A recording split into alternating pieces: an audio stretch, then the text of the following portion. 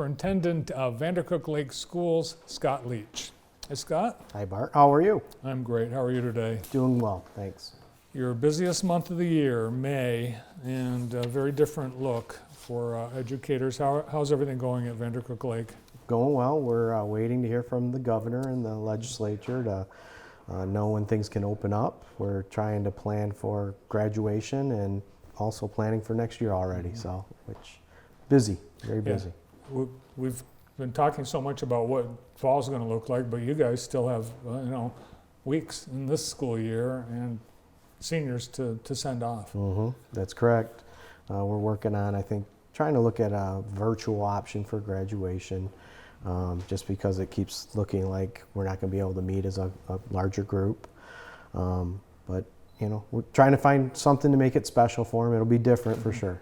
So we're looking just a little while ago at a parade that family and friends at Jackson Christian did for their 16 graduates. So you have a few more than Jackson Christian this year. Yep, we got 48, and we're doing some similar stuff. We're going to do a drive up, and the kids are going to pick up their caps and gowns. So that's scheduled coming up soon, and just trying to do some neat things. We had Renee Rudloff and I had a virtual Zoom meeting with our top 10, just to chat and talk, congratulate them that they were the top 10. It's been different, interesting, but it's awesome to see their faces. When you see them again, it's just amazing. It reminds you why you're in education. So.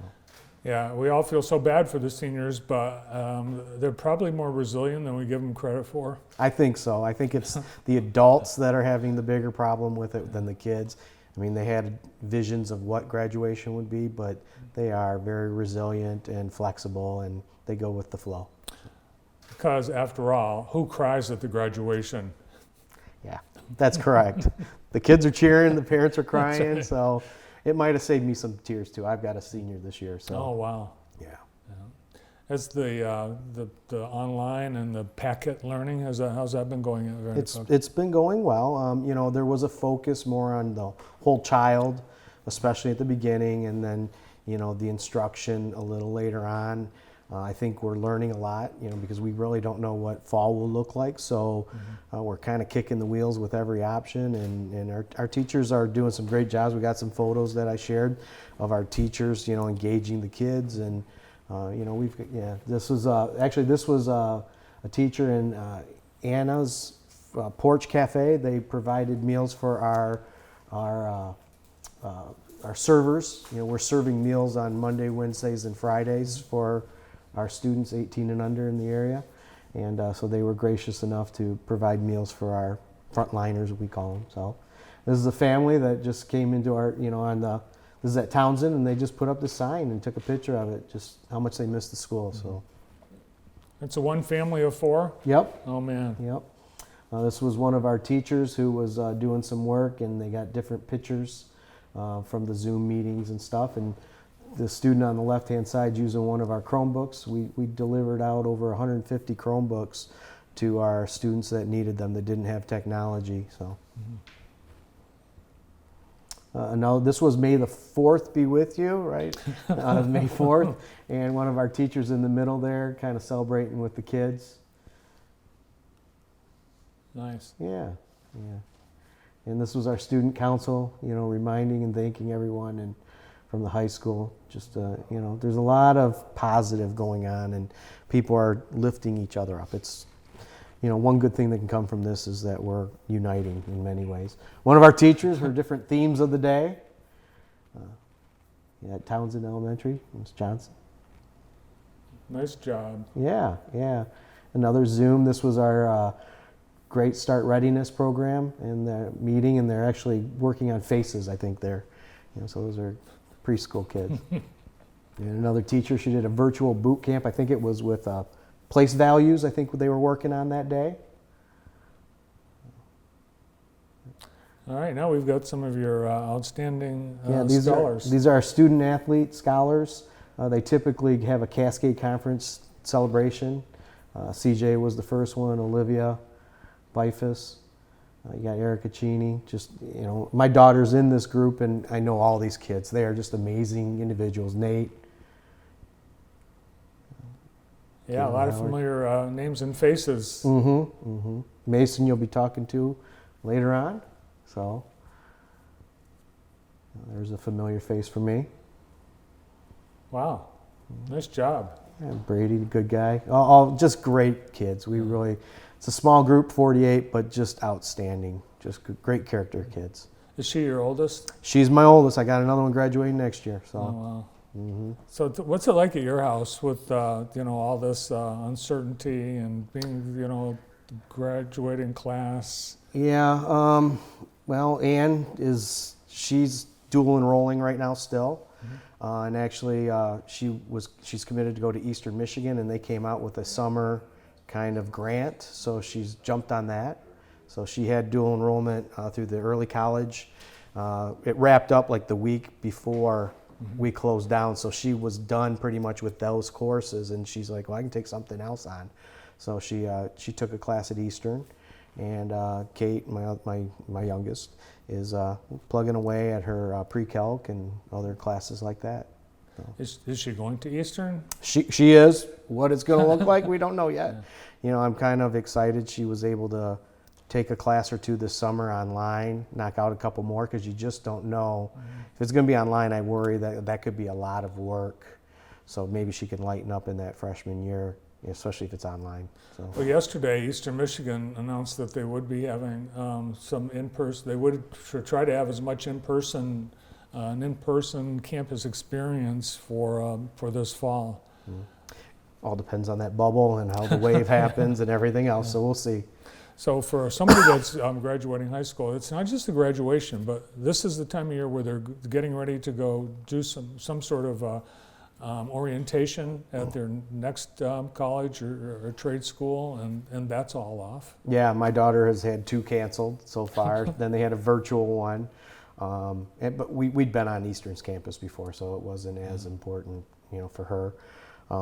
Yeah, and there's a lot. I mean, she's as busy as she can be right now. Scholarships, filling those out, doing the dual enrollment classes, finishing her other classes. So. How about seniors that weren't planning on going to college but had, were looking at other options? It's got to be tough considering those that were going to go into the job market right out of high school. How are your students doing? Well, I don't know about specific ones. I know we had some students that are planning to go into the military still. That'll happen eventually. Actually, a lot of jobs, it may not have been the job they wanted to go into, but there are quite a few jobs out there right now in terms of both my daughters are cashiers at different places right now, and believe it or not, Grubhub and Shipped is another. So those are things where people don't want to go out because they might be a little higher at risk. So I'm worried with our graduating class that we won't be able to get them back together because they've all kind of started that moving away and moving on to that next chapter of their lives. It's going to be hard to get 48 of them back together. So. But that's your hope. You still want to do something. We will do something. It's just what it will look like, and is it the traditional? Obviously, any time we could get news, like you were saying, she might open up some more. Governor Whitmer might open up some more areas or give more guidance.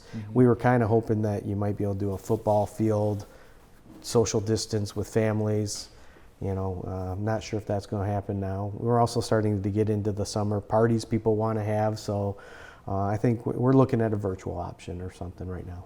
Yeah, everybody I think is just waiting because you're right. We've got to wait for the next guidance from the governor, and I wouldn't be surprised if she had something more to say tomorrow afternoon.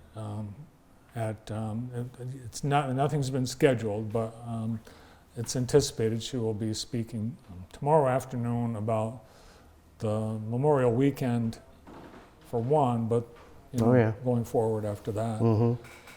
So you can't make any plans. For fall, having what you've gone through this school year, that probably puts you in a good position if you had to be virtual or online when fall starts. You've got some experience. Yeah, that's exactly right. I think we're a little more nimble to do whatever is thrown our way. We're planning on brick and mortar, but There's questions like, well, if we go brick and mortar and we're back in the traditional setting and all of a sudden some cases pop up in a district or in a building, what do you do? So, those are some things that we're still waiting for guidance on because, we want to have an action plan that we can implement immediately once something occurs. How are you for capacity in your buildings? If you had to do some more spreading out for classes, do you have room for that? I don't think we have enough room. I think we've talked about as superintendents the possibility of every other day, half the district, half the kids kind of thing, or an AM, PM. Buses are a huge issue. You can't really social distance on buses. We don't have enough to every other seat and have more bus drivers go out. So there are some hurdles and again, answers that have to be provided to us. So. Yeah, I mean, every day you think of something that you hadn't thought about in school buses. I hadn't even thought about that. Yep. And like you said, though, our teachers are getting valuable experience. They're learning on the fly, which is scary, but it's also exciting at times. Our food service has really cranked out the meals. Proud of them. So I think we'll be ready for whatever's thrown at us. Good. Yeah. Congratulations to Vandercook and all your fellow superintendents and making sure that our kids are fed. And that's not just once a day, that's 7 days a week, three meals a day. Thanks for making sure that happens. Yep. And just want to remind, Monday, Wednesday, Friday from 11 to 1 at the high school if you need meals. So. And the teachers, you showed some great examples of teachers that have really gone above and beyond, trying to make the online learning more exciting and interesting and engaging. And every teacher that I know is working harder this way than if they were in a classroom. That is absolutely true. It can be very effective. It depends on the model you're using. Those are examples of the meetings, and it's tough because not every child has internet or broadband, and that's an issue in the state of Michigan and really nationwide. There are areas that still don't have it or families that don't have it, and I can't even imagine not having it at home. So we were able to provide technology to those that had internet but didn't have the technology. Comcast is provided free, but it's slow. We have a plan in place or thoughts that, fortunately in November we had a sinking fund pass that we could purchase some more Chromebooks. And when kids come in, if we were remotely learning still, they could download everything they need for the next day and go home and use the technology, but no need for the broadband. So there is some rural areas in the district. What kind of internet percentage penetration does the district have? We're not as rural as Hanover Horton, but it's either an economic need. Again, Comcast was generous in opening up the hotspots, but it's very slow. We couldn't give technology for every child in the classroom or in the family. It had to be one per family. So there's a lot of hurdles to overcome with every district. Every district has slightly different. Yeah, you're right. You showed a picture of one family of 4 kids, and imagine all 4 kids needing to be online at the same time. Yep. And it's a challenge, I'm sure. It is. So what kind of celebration are you planning for your daughter for her graduation? Still on hold? It's on hold. It was supposed to be coming up here, and unfortunately, with the restrictions, that's been paused. So we're waiting to see. Well, you're the superintendent. You have to set a good example. Yeah, that's exactly right. They don't always understand. My children don't always know that or accept that. Dad, can I go to a bonfire? It's not the right thing to do right now, but. When was graduation originally scheduled? Oh boy, the 28th, I believe. So. Yeah. All right. Well, congratulations to the Vandercook class of 2020. Great group. Thanks for being here today. Thanks for having me. I appreciate it. Good luck with everything. Thank you. Go Jayhawks. All right. Jayhawks Superintendent Scott Leach from Vandercook Lake. And as Scott mentioned, coming up a little bit later on today's show, Mason Hines, one of the proud graduates of Vandercook, class of 2020. Stay tuned.